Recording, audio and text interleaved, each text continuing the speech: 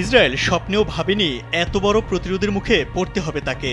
রাজধানী তেল আবিবের কিছু এলাকা ইরান এমনভাবে গুঁড়িয়ে দিয়েছে যে তা দেখে ফিলিস্তিনের গাজা বলে ভুল হতে পারে। ব্যাপক ক্ষয়ক্ষতি হয়েছে তেহরানেও। এখন প্রশ্ন হলো, ইরান ইসরায়েল কি তাহলে আরও বড় আকারে যুদ্ধে জড়াবে? তাতে কি আমেরিকাও যোগ দেবে? হার মানবে ইসলামিক রিপাবলিক অব ইরান? বিশ্লেষকরা অবশ্য বলছেন, ইরানের এমন কিছু শক্তি রয়েছে যার কারণে দেশটিকে পরাজিত করা প্রায় অসম্ভব। চলুন দেখে নেই এমন অন্তত 7টি কারণ যা ইরানকে অজেয় করে রেখেছে। ইরানের সবথেকে বড় শক্তি সামরিক অস্ত্র নয়, বরং ভৌগোলিকভাবে পাওয়া একটি সমুদ্রপথ, যার নাম হরমুজ প্রণালী। RICL TMX, যুগের পর যুগ স্থাপনা থাকে মজবুত। ইরানের দক্ষিণ সীমান্ত ঘেঁষা এই প্রণালী বিশ্বের অন্যতম কৌশলগত জলপথ। মাত্র 33 কিলোমিটার চওড়া এই জলপথ দিয়ে বিশ্বের প্রায় 20% তেল পরিবহন করা হয়। গুরুত্ব বিবেচনায় বিশ্লেষকরা এটিকে পৃথিবীর রক্তনালী বলে অভিহিত করেন। এই প্রণালীর আশেপাশে 7টি দ্বীপ ইরানের নিয়ন্ত্রণে, যা দেশটির অনন্য ভূ রাজনৈতিক শক্তি। ইতিমধ্যে ইরান এই জলপথ বন্ধ করে দেওয়ার হুমকি দিয়েছে। এতে আতঙ্কিত পশ্চিমারা। ইউরোপ, এশিয়া এবং আফ্রিকা এই 3 মহাদেশের সংযোগস্থলে ইরানের অবস্থান। এছাড়া দেশটি রয়েছে 3টি গুরুত্বপূর্ণ জলসীমা, উত্তরে কাস্পিয়ান সাগর এবং দক্ষিণে পারস্য উপসাগর ও ওমান সাগর। এ কারণে বিশ্ব মানচিত্রে টিকে থাকা সবচেয়ে পুরনো রাষ্ট্রগুলোর একটি ইরান। গত 500 বছর ধরে একই সীমান্ত নিয়ে টিকে আছে দেশটি। পৃথিবীর এমন কোনো পরাশক্তি নেই যারা ইরানকে দখল করতে চায়নি, কিন্তু বারবারই ব্যর্থ হয়েছে। মুসলিম বিশ্বে ইরানের ব্যালিস্টিক ক্ষেপণাস্ত্রের রেঞ্জ বা আওতা সবচেয়ে বেশি, যা 2000 কিলোমিটার পর্যন্ত। এ ধরনের ক্ষেপণাস্ত্র কেবল ইসরায়েল নয়, ইউরোপের যে কোনো লক্ষ্যবস্তুতে আঘাত হানতে পারে।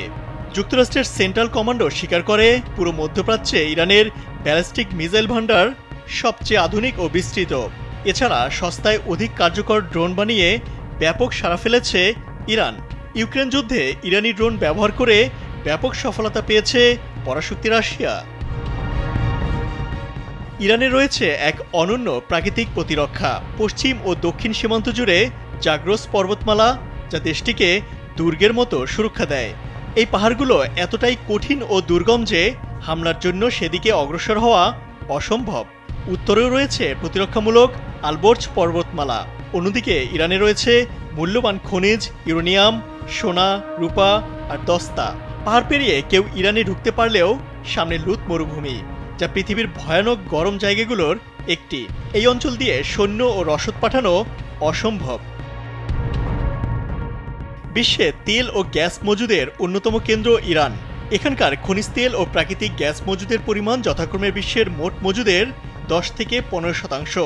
এই সম্পদ ইরানকে দেয় অর্থনৈতিক ও কৌশলগত অনন্য সুবিধা। বিশেষ করে তেল বহনকারী পথগুলোতে ইরানের নিয়ন্ত্রণ থাকায় বিশ্ববাজারে বড় প্রভাব ফেলার ক্ষমতা রাখে দেশটি।